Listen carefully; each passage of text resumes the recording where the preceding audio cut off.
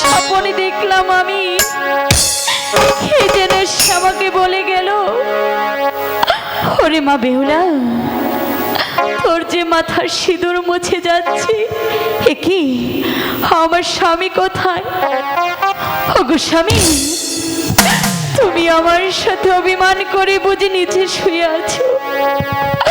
ওগো স্বামী, দেখো না আমি তোমারে বেহুলা ডাকছি, তুমি একটিবার আঁখি মেলে চাও। ওগো ঠাকুর, আমি যার স্বপ্নে দেখলাম তাই কি সত্যি হয়ে গেল?